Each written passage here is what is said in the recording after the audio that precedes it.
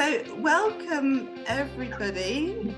So lovely to see you all. Thank you so much for joining us. This is a day to celebrate so much, and I am so excited to welcome the lovely Sam Rathling to our Stronger Together get together today. Now, the reason I say there's so much to celebrate is that today is the 28th Stronger Together get together, and I know March is the 3rd anniversary of Stronger Together, which is absolutely incredible. And in that time, we have helped over 4,000 business owners, which is just phenomenal. I'd like to thank each and every one of you because you've all been part of this. We have done over 40 events. We've had so many lovely guest speakers sharing their knowledge and their experience. We've helped each other. It's been phenomenal. We've got videos that you can watch. You know, we've all shared tips and our own experiences, but most of all, we've been here for each other. And I do remember sitting here in March 3 years ago going, oh, how are we going to get through the next couple of weeks? Little did we know that it was going to go on, but we have gone from strength to strength through LinkedIn groups and all the collateral. So over 420 business owners in the LinkedIn group now, which I just think is absolutely phenomenal. So if you're not in that, then do join that. So it's also International Women's Day, a day that we celebrate women all around the world, which is just a fantastic thing to celebrate. Obviously, being a woman and just seeing all these inspirational women out there is just such a fantastic day just to mark such a significant event and how much we've all achieved, to be honest. We are also celebrating business owners. I feel the need to celebrate us as business owners. We are all business owners and we are all still here. We've been agile, we've been resilient, and my God, we deserve a bloody big pat on the back because we have really done phenomenally well. And I just love the fact that we all support each other. We are agile and we're resilient, and we're all here because we want to learn and to share and to help each other. So thank you for being here. Now, LinkedIn has been really important to so many of us over the last 3 years. And even if you weren't really sort of using it too much at the beginning, then I'm sure that you were using it much more during the lockdown, and hopefully have continued to use it because it is a phenomenal platform. So, but we all probably, you know, could do it better. We could all probably make more of it. And I know that I can. And I've been on Sam's courses. I first met Sam 5 or 6 years ago. I was just blown away by her then. And I took her learning and I'm still using that. And I've been lucky enough to be able to hear and learn from Sam over the years since then, several times. So she's absolutely brilliant. But I've asked her here today because I wanted to see if she would be free to share her knowledge with us. And thankfully, she said yes. So I think it's absolutely fitting that Sam is joining us today. Sam is a real inspiration. She epitomizes everything about Stronger Together. She's here today gifting her time, and she could be, to be honest, without sharing too much, be out there earning thousands in one day. So thank you so much, Sam, for being here. But she also, I think, epitomizes International Women's Day.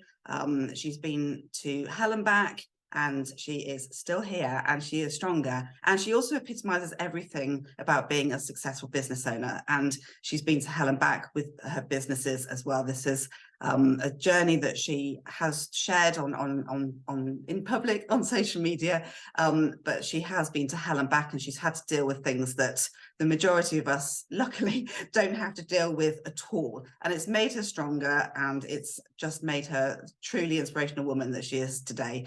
And thank you, Sam, for being here. And over to you to share your lovely knowledge with us. And thank you for being here. Thank you so much for the invitation to be here. And of course, it's a pleasure to be doing this on International Women's Day. So I'm super excited to be here. I do pack a lot of content into my sessions for those of you that have never seen me speak before. For those of you who have, you'll know what to expect. So I know someone already said my pen and paper's at the ready. So I'm going to share some slides with you, and I'm going to talk you through the 7 habits of highly effective business owners when it comes to all things LinkedIn. So that's going to be your topic today. I'd like to, whilst I'm just sharing slides, just maybe use the chat box for me just to share what you want to get from this session. Like, what do you need the most help with? And whilst I'm sharing slides, I'll let you take a few seconds to do that in the chat box. 1 second. Let me go here. Julia, could you make me co-host as well? Is that all right? Thank you. Perfect. Amazing. Great. Updates on where LinkedIn is at. Okay, I might not capture that everything in the slides, but I will be staying on for questions after, so maybe we'll do a little bit of that. Most efficient use of time. Love that one, Julie. Perfect. What else? Where the holes are, and get a bit of a reboot. Okay, perfect. Current hints and tips. Great. Definitely be covering that. Okay, I'll give you another 10 seconds or so just to share what you're looking for help with. The right balance content that is both engaging as well as adding value. Perfect. Good. Minimizing spam. Wouldn't we all love to do that? Getting your profile sorted. Great. Okay, fantastic. Right, I'm going to leave that chat box there. It is quite interactive, so you will need to do bits and pieces throughout the session. To get the most from today, you're going to need a couple of things. So first off, your smartphone. So hopefully that's within about a two meter radius of you. Access to LinkedIn, either on your desktop or on a device, whether it be your phone or your laptop. And finally, some notes. As I said, I'm going to capture a lot and cover a lot in this session. For those of you who have not met me before, obviously Julie's just done a lovely introduction. First and foremost, my day job is, of course, a LinkedIn expert and social selling strategist. I do a lot of work in the corporate sector, but I also do a lot of work with small businesses. And my most important hat that I wear is single mom to Oscar, Maya, and Liliana, my 3 gorgeous children. I've been networking since I was 5 years old. So this is a couple of different school pictures of me, very embarrassing ones. But the reason I share this is because before the age of 16, I was in 6 different schools. My dad was a successful bank manager, and every time he got promoted or moved branch, we moved house. So that meant I had to turn strangers into friends from a very young age, from about 5 years old. And I've been doing that ever since. And I guess that's LinkedIn in its simplest form. All you're doing is trying to build relationships, make connections, and turn people who right now today are strangers to you into friends who you then can build a business relationship with, just like you guys have done in this community here as well. So I've just been doing that for a really, really long time. 2010 was the first time I ever stepped on stage to talk about LinkedIn. I had grown my recruitment business in Ireland quite successfully. And I had done that through both online and offline networking. And this is the very first time I stepped on the stage ever to speak about anything. Just a little, 200 person conference to start with. But I fell in love with it. And, that's 13 years ago. So there's a lot of people you could go to around LinkedIn at the moment. Probably 100,000 people on the platform that claim to be a LinkedIn expert or a LinkedIn coach of some description. I'm one of the original LinkedIn experts. I left Ireland, had a network marketing business that did very well for a long period of time and then crashed around me, brought me back to the UK in 2016 with absolutely zero money, zero brand, zero credibility, zero nothing essentially. And I had to make a decision about what I was going to do next. Back in 2010, LinkedIn was very much a side thing for me. It wasn't something I was doing full time. So I decided in 2016 on that little desk that cost me about £17 to start a little business around the subject of LinkedIn. And that became my full-time thing. So because I had no brand and no credibility and nobody knew who I was really in that space, I first had to kind of set myself some goals and some visions. And I'm sure, for any of you that follow me on LinkedIn, you would have seen my post yesterday about goal setting. But there were 3 things I wanted to kind of put in place. And even though I was in that position of like having nothing, I decided to set these 3 goals. So the first one was to become the go-to expert in Europe for LinkedIn and social selling. So I'm really keen to help you become the go-to expert in whatever you specialize in on this platform, because each and every one of you can do what I've done. The second thing I wanted to do was make a huge impact on the lives of others. So I set this massive goal of generating £1 billion, not for me, but for the people I help. So currently we're tracking £160 million generated by people that have implemented what I teach. And the third thing was, being an expert business and being a 1-person business at the time, I wanted to understand how I could build a scalable, sustainable, profitable business that could grow and scale without me knowing that I was the one with all the expertise. And those were the 3 things I set out to do in 2016. So I got to work, I went out speaking, I took every opportunity to speak. Whether it was 10 people, 200 people, paid, unpaid, didn't really care. It was just about getting out there and building credibility. But what I did do is I documented that on the LinkedIn platform. So it wasn't just the people in the rooms I was speaking in that were learning about me and what I do. It was then documenting that in through content on the newsfeed that then started to kind of build my brand.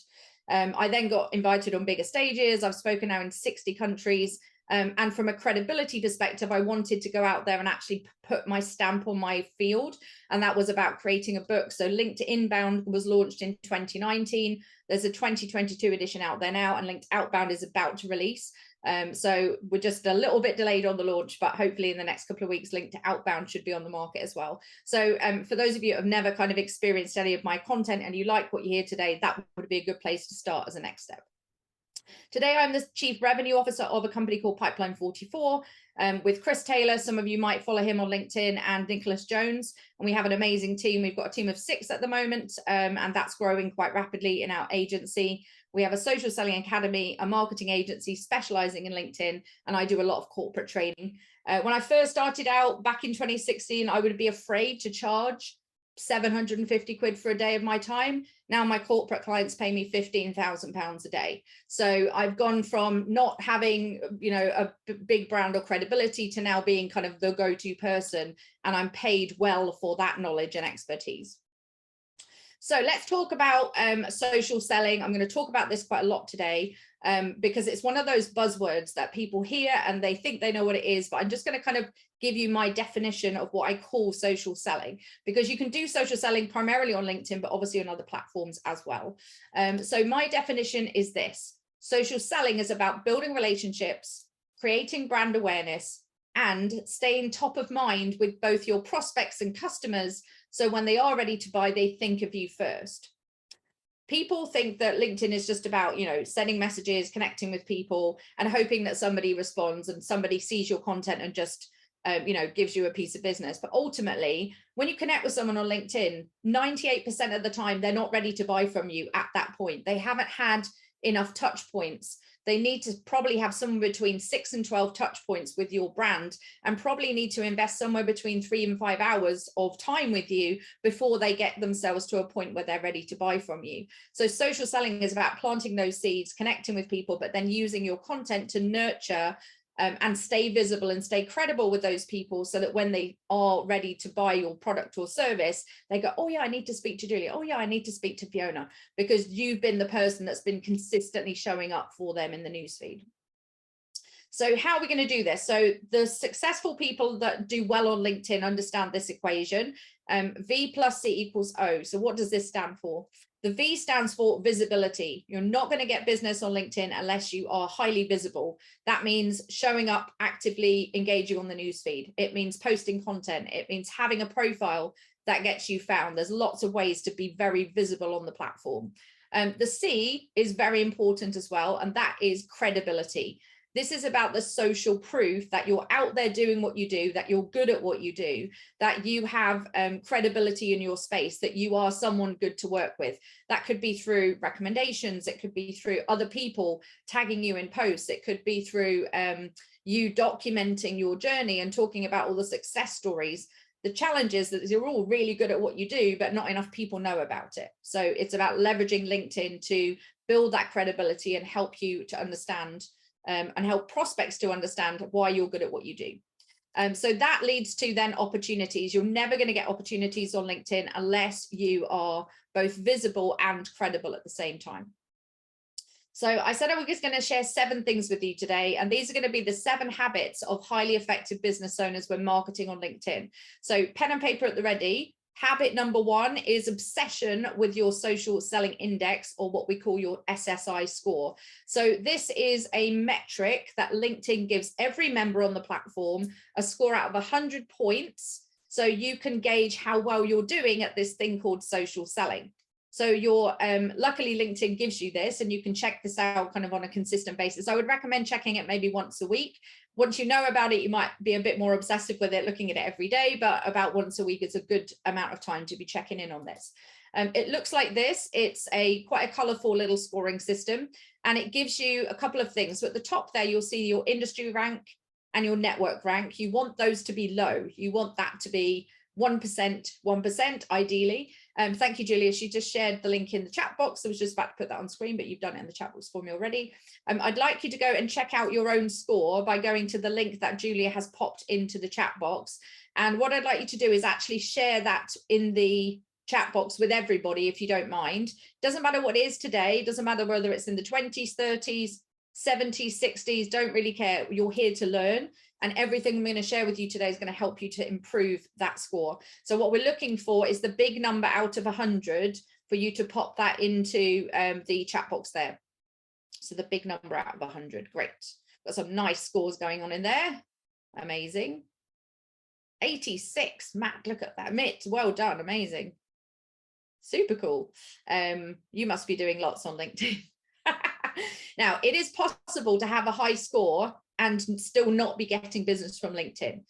You can't actually find it on LinkedIn. You have to go to linkedin.com/sales/SSI, unless you are a Sales Navigator user where you can access your SSI score through Sales Nav. On the free version, you need to use the link that Julia just gave you. Okay, good. So it doesn't really matter where you are at the minute. What I would say, though, is that you're aiming for a score of 75 plus. That's really where you want to be aiming for. There's 4 components of your score. The orange one is all about your profile and content. The purple one is all about your network building and your prospecting. The green one is about engagement, and the blue one is about building trust and building relationships. So that's how it breaks down. They're equally weighted out of 25 points each, which gives you your overall score of 100. I would recommend taking a screenshot of your current SSI score, just so you know where you're at today, and then you can start to track it from this point forwards. So why am I saying 75 plus? Well, there isn't really a lot of people I know personally that are not getting business at 75 plus. You want to be aiming for ideally between 75 and 85. But from an algorithm perspective and a content perspective, the point when you hit 70 on your SSI score, you immediately get a 25% uplift in eyeballs on your content. So there is a big reason to drive your SSI score above 70, because the algorithm starts to put more people and more visibility on your content. So 70 plus is a minimum, but if you want to be really successful at LinkedIn, 75 plus. Habit number 2, you're going to need to think about your LinkedIn profile here, right? So there's no point in kind of connecting with people and posting content and everything else if your LinkedIn profile doesn't do its job to build that credibility. It's got to absolutely ooze credibility so that when someone lands on it, imagine it's like networking for you 24/7. So I was asleep last night, as most of you probably were, but at 3 a.m. I had an inbound lead come from California from somebody that had viewed my profile and sent me an inquiry about wanting help with LinkedIn in the US. So that can happen for you, right? Your LinkedIn profile is networking for you right now. You're all on this session with me, but your ideal client could literally be on your profile right now. So you've got to think about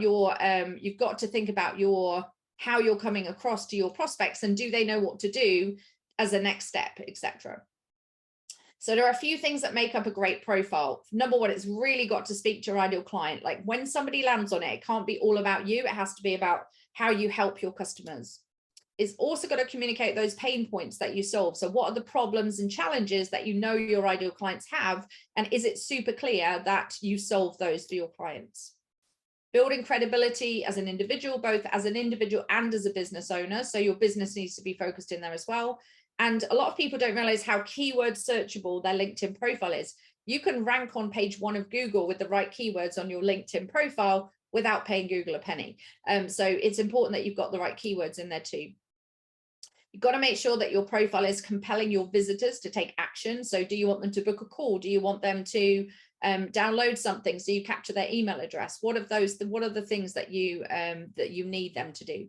So what is it that your next step is in the process for your visitors?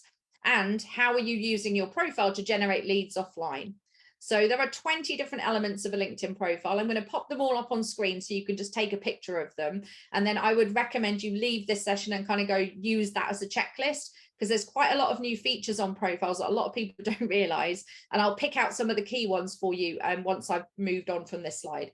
So it's quite a busy slide, but these are the things that you need to consider when it comes to your LinkedIn profile. Most people are, if I were to score people out of 20, most people are sitting between kind of 8 and 12 when I kind of do an audit of someone's profile. So there will be things on there missing, like, for example, are you using a profile video?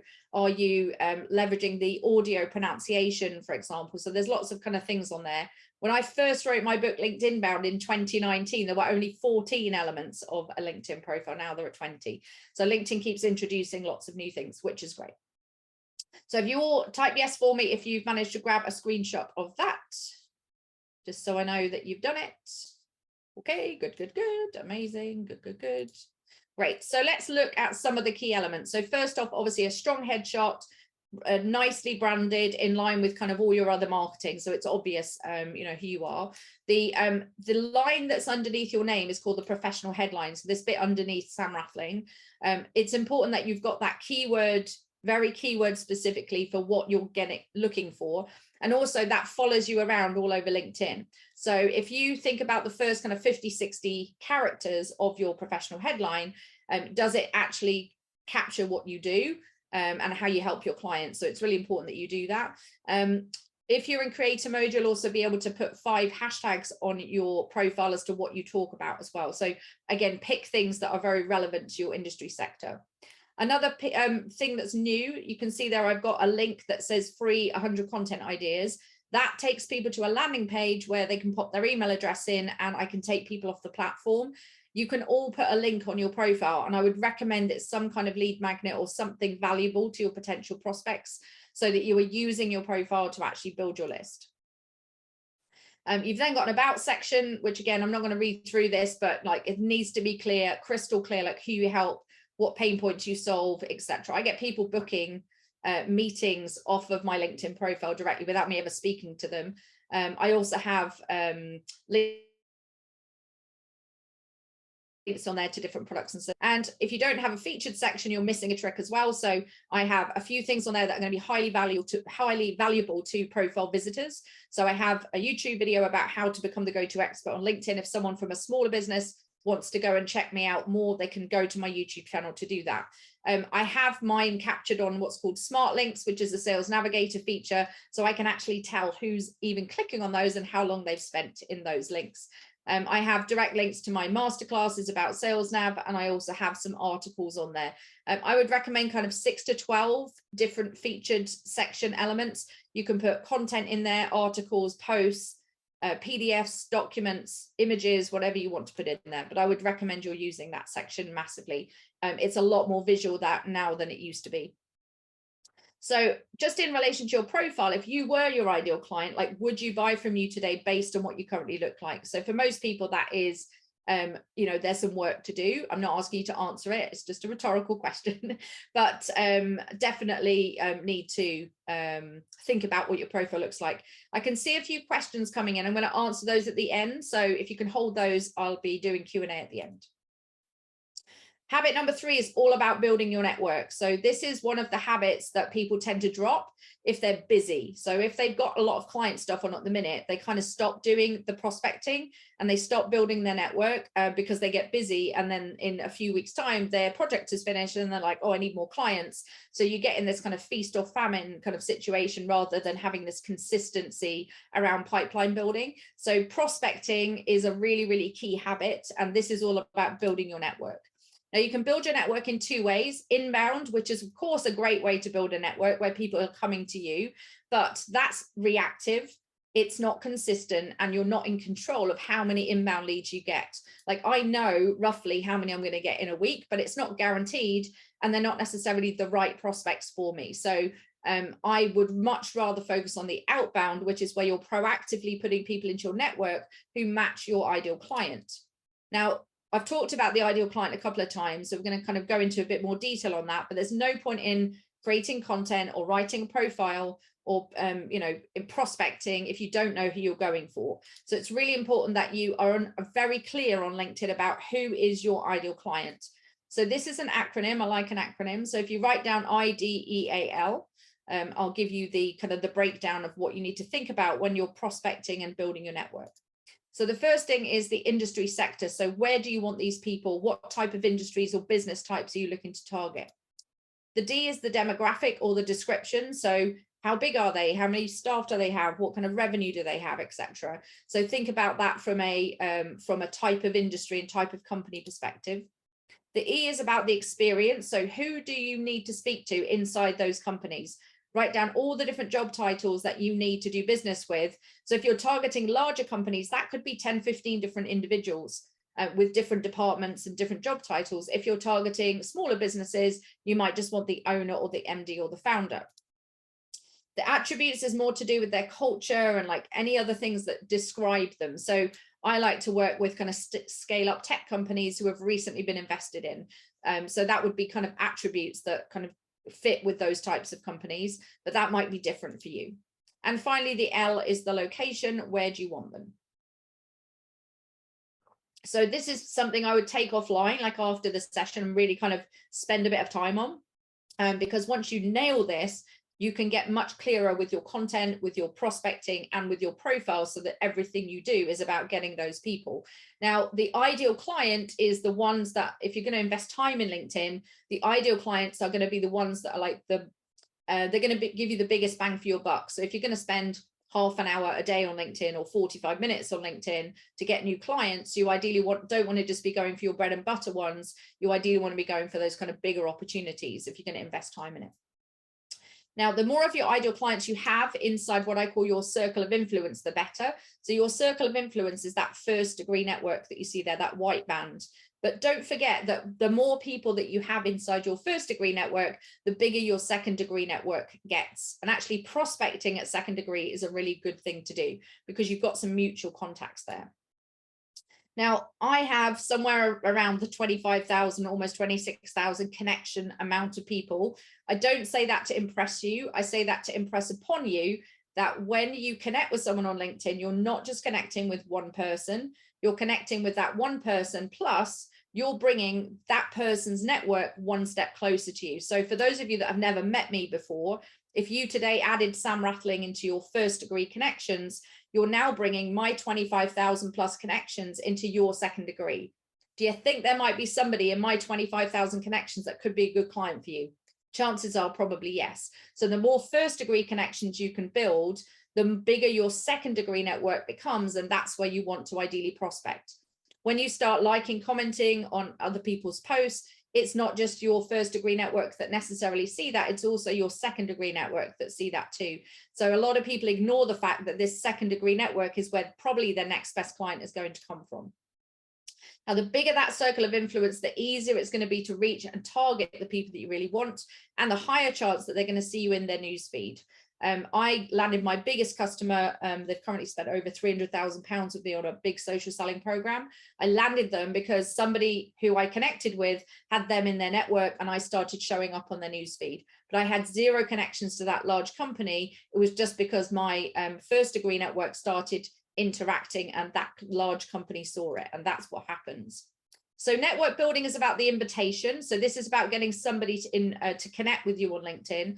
And you want to be targeting around a 50% response rate. So if you invite 100 people, you'd want 50 to be saying yes. That would be a good level of response rate. If you're currently hitting like 10, 20% of people are not accepting or are accepting you, that's quite low. So you want to be keeping an eye on how many people that you invite are actually saying, yes, I want to connect. Now, LinkedIn has recently clamped down on how many invites you can send in a week. So in a rolling 7-day period, you've got 100 invitations that you can send. That's on average 400 a month. So that's about 20 a day if you were maxing out your invitations. So 20 a day is kind of the optimum number of people you'd want to be inviting. If you've got stuff going on, if you're desperate for business and you need lots of clients, I'd be going for the 20 a day. If you've got not so much going on, maybe just decide on whether you're going to do like 5, 10, 15 or 20 in a day, but just decide on that number and then stick to it and be consistent with it. The success when it comes to inviting is down to something called hyper personalization. So this is where you're really spending time looking at someone's profile before you actually go and connect with them. So you want to pick out some things on their profile. Maybe you studied the same subject, maybe you're from the same hometown, maybe you went to the same university, or maybe you've got similar interests, but pick out something, have a look at their recent content, and when you connect with them, make it personal to them. I never accept connection requests unless somebody is really, you know, I can obviously tell when it's a robot or when it's AI sending me messages, but if someone's really personalized it, I'll always connect with them. So think about it from a receiving perspective. Habit number 4 is all about having a specific campaign running. So this is the piece that a lot of people miss. So most people are prospecting, building their network, posting content, and engaging on the newsfeed. And they're wondering why it's not turning into business. And that's because they don't have a specific campaign running. So there's a couple of things I'm going to talk about here. Having a specific campaign means you've got some kind of outcome for your LinkedIn activity. So here are 7 different types of prospecting campaigns. There are 4 over here on the left in blue, which are more about getting qualified cold traffic. They're probably more relevant to kind of salespeople. Then you've got a list building campaign, which is probably more relevant to marketing. But the 2 types of campaigns which I'm recommending at the moment for business owners are either event campaigns or an added value campaign. So I'll give you a bit more detail on those just now. So thinking about your campaign outcomes, like the event campaign is about filling offline and online workshops and events with your ideal clients. A value add campaign is to get a client that you could be doing business with onto something that's quite high value. So I'll put and then there's conversation ones, which are about sales combos that don't work as well anymore, list building, talent, key account, and partner. But I'm going to focus in on the event one and the value add campaign for you. So this right now is the hottest, can't express this enough, the hottest way to get business on LinkedIn.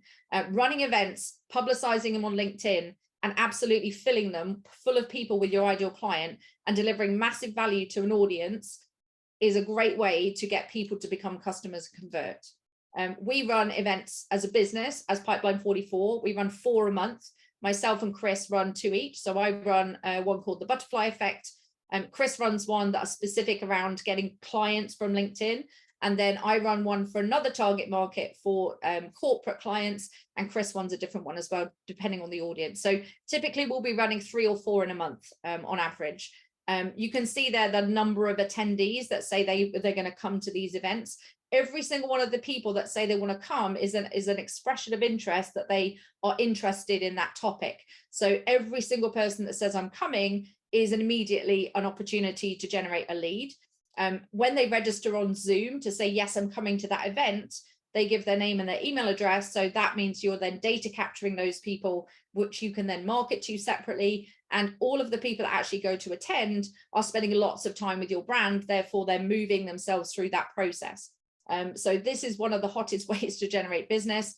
Here's one of our clients, Susie. She's a presentation and speech coach. Susie started out with a value add campaign. So she was wanting to get in front of CEOs and C-suite executives in massive companies, which are notoriously hard to get time with. So what she did as a value add campaign is she offered 30 minutes to help coach them on an upcoming speech. And that was her give. She didn't charge for it. It was just, I want to help a handful of C-suite executives in the coming month. I'm picking you, like, when do you want to meet? So she would literally book 8 to 12 of those in a month. And then she would turn 90% of them into clients, because in that half an hour, she did an amazing job. Now, Susie got to a point where she was landing so many clients through that value add campaign. She's now moved to an events campaign. So before you think, well, it's all right for you, Sam, of course, people are going to show up to your events because you're a LinkedIn expert on talking about LinkedIn on LinkedIn. Here is Susie's events. So Susie runs workshops on how to speak with confidence and make an impact. You can see here her second one that she ever put on, 734 people put their hand up and said they wanted to attend. She's now moving to a one-to-many model where she is not just doing one-to-one coaching, she's also doing an academy based on a similar model to our Social Selling Academy. So it's possible to drive a lot of leads and a lot of exposure and create a lot of noise with LinkedIn events. In case you're wondering how that whole process works, on Chris's YouTube channel, there is a whole session outside of this one on how to use LinkedIn events to grow your business. So if you just head over to Chris Taylor Online, which is a YouTube channel, you'll see it there. It's a specific training on how to do that. So it's worthwhile doing that. Julia, I'll send you the link afterwards so you can send it out to everyone if they want to have a look at it. But if you're not using events, you're missing a trick right now. Habit 5, engage every single day on the posts of your ideal client. Now, I'm sure you as a community absolutely support each other's posts and you see each other's content, and that's lovely, but it's not going to get you business necessarily. So when I talk about engagement, this is about being very intentional with your engagement on the platform. That means liking, commenting on the posts of your ideal client, not your mates who are in the community, for example. So I recommend, like, I target CROs, chief revenue officers, heads of sales, sales directors, chief marketing officers. So every day I'll go through the newsfeed and I'll find posts that have been written by people that are in my target market, and I'll put comments and insightful comments onto other people's posts to get visible with my target audience. I recommend doing that before you connect with people as well, like and comment on their posts for a week beforehand, then invite them to connect. You're going to increase the chance that they're going to accept you. So what does engagement do? It drives conversations. It drives conversations underneath a post, but it also drives conversations into your inbox. We had a client who coaches, she's a CEO mentor. So she works with CEOs from 5 to 20 million type companies. She commented on a post for a CEO that was looking for help on something. She put quite an insightful comment underneath his post. That drove an inbox conversation, and then she landed him as a client off the back of that engagement. But she had never done that before. So engagement is really, really key. Commenting, I mean, as an absolute minimum, 5 comments on other people's posts in a day. If you can move that to kind of 10, 15, you'd be getting massively visible on the newsfeed. It's not just the person that wrote the post that sees your comment. It's everybody else that has already liked and commented on that post gets notified that you have also interacted with that post. So it's a great way to get visible, especially if you're not confident with content yet. Commenting every day and getting very visible on the platform is important. So when was the last time you left a meaningful comment on one of your ideal clients' pieces of content? That's a really critical part of the process. We're nearly there. Habit 6, posting content. Of course, it was going to come up. Original content at least 3 times a week. So you don't have to post every day, but at least 3 times a week, you want to be showing up on the newsfeed with some original content. It's how you get visible. It's how you get credible. And it's how you stay top of mind, thinking back to that social selling piece. So to help you, I've got 100 content ideas. We'll pop that in the, Julie, would you mind popping that in the chat box for me? pipeline44.com/content-ideas. It's 100 ideas in that document. It's a PDF that you can download. And it will give you a starting point, especially if you're always struggling to come up with content. If you're never able to, you just stare at the screen thinking, what are we going to post about today? So that is a really good thing for you to use. So let me just go pop it over there, pipeline44.com/content-ideas. There you go. Perfect. There's the clickable link. Now, there are 20 different themes that I could talk about, but I've picked out 4 that I thought would be best and most relevant for this audience in terms of what are the ones that are going to give you the best results in terms of lead generation. So the first one is, all of you are experts in something, right? You've got lots of knowledge and expertise. So content that educates your audience, and giving away your stuff is really, really critical. Like, I give away so much in my content, I can't even tell you. And the more you give, the more you demonstrate that you're really credible in what you do. So educate, give away tips, advice, different ways to do things. And there are some types of posts that work really well for this. So for example, an educational post in the form of a document, like a PDF that turns into a carousel, is a really good piece of content. The algorithm loves carousels at the moment, which is where you upload a PDF and it turns it into like the turning pages of a book. You don't need to do anything technical, just create something in Canva or PowerPoint, upload it as a PDF onto the platform, and then LinkedIn will take care of the rest. But carousels, you've probably seen a lot of them in the newsfeed. If you're not using them at the minute, you're missing a trick to educate. The next one, we talked about social proof at the beginning of the session, but social proof and demonstrating your credibility in your space is huge. So sharing stories, sharing wins, You know, if you get a nice email or text from a customer, or a thank you card, or a bunch of flowers, whatever it is, post about it. If you get a nice recommendation from a customer, post about it. So just constantly demonstrating that you're really good at what you do and that your customers are getting wins. We do this all the time between myself and Chris. People in our academy are getting smashing results. So they'll send something into the Slack community, into our Slack channel. Like one of them posted the other day saying she's tripled her business. Like we've taken a screenshot and then obviously posted to say another happy client. So social proof is really, really key, getting social proof out there that you're really good at what you do.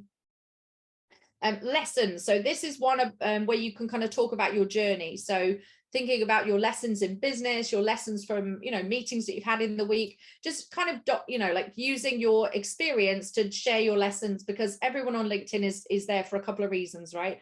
People are on LinkedIn because they're either bored or they're trying to sell to other people. And 90% of the time they're bored. So entertain them, inspire them, motivate them, give them some things that they can read and go off and do. So a lot of my posts will be, will include a lot of lessons as I kind of educate people on my personal journey and my business as well.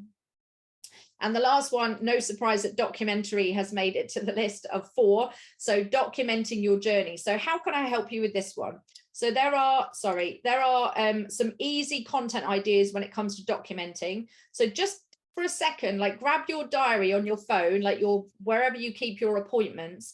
And I want you to look back 7 days from today. So the last week, look at every business and every personal appointment that you've had in your diary in the last 7 days, right? And think about all the things that you've done, right? You might not think what you do every day in, day out is that interesting, but actually, like, you could post about every single one of those appointments in your diary. In fact, every single appointment in your diary has 3 posts from it, before, a during, and an after. So let's look forward to next week. Let's look at your next 7 days. What could you be posting about that you're looking forward to in the next 7 days? So you've got the before, like, I'm really looking forward to doing a presentation for FedEx to 370 people in Asia Pacific about social selling and sharing my top tips on how to do this. Like, that's a before post. A during post might be me having a selfie and doing a present, you know, like maybe filming a video or taking a snippet from my session with FedEx. And then my after would be all of the feedback that I got from the amazing salespeople that were on the session, right? So that's a before, during, and after. That's 3 different posts from 1 appointment in my diary. Okay, so you get the idea. So think about how you could leverage your diary and your calendar to demonstrate, like, and document what you've been up to. And the final one, number 7. So this is about having a process to wrap all around your LinkedIn activity to take people offline to continue to market to them. So LinkedIn events is a great example of that, right? So a LinkedIn event is an opportunity to market to somebody. They find you on LinkedIn, they go register on Zoom, then you've got their email address, and then you can email them later on and bring them through a particular process. The problem is most people are prospecting, engaging, and posting on LinkedIn and getting no results because they don't have one of these in their business. And this is a process that wraps everything around. Now, you don't need to understand this screen. All this is saying is, look, most people are doing this. They've got their LinkedIn profile, they're building their network and all of that. What they aren't doing is moving people to the next stage, which is, let me just annotate this for you. So a lot of people have got this in place. So this section here, that's what most people are doing. They've got their LinkedIn profile, they are network building, they might have a podcast, they might be doing speaking, they might be messaging people, they might have a YouTube channel, be doing some other short form media. But what people don't have is some kind of control mechanism to move people into a marketing system. So that might be an email list. So some of you might have an email list and you might be using it, but some of you might not. If you don't have an email list or any form of lead magnet, you're missing an opportunity to take the traffic that LinkedIn gives you over here and move it to you being in control of that. Then a lot of people then don't have something in place to convert those people into potential customers. So that could be a webinar, that could be that half-an-hour session that you do with somebody, for example. But again, most people don't have a conversion mechanism in place, and therefore they don't get business from LinkedIn. And finally, they don't give themselves enough opportunity to close people because they aren't getting people through this process to the point where they're ready to buy. In fact, they're begging to buy by the end of it. And usually this whole process means that the people have spent between kind of 3 to 5 hours kind of with your content. So that might be that they've had they've seen your content in the newsfeed, you've connected on LinkedIn, they've seen a couple more posts. Then they get an email from you because you downloaded something, and then they get another email, and then they get invited to an event. They come to an event, they maybe come to 2 events, but then they've spent another 3 hours with your brand. And then by the time they get down here, they're like, oh, I definitely need to work with this person. This is the bit that people don't have in place. This bit here. They're doing all this on LinkedIn up here, but they're not doing the control, the conversion, and the close. And that's why people aren't getting business from LinkedIn. So when it comes to LinkedIn, it's about consistency. It's about long-term consistency trumping short-term intensity. So you're probably all going to get very excited about LinkedIn after you've heard me speak today, or I hope you do.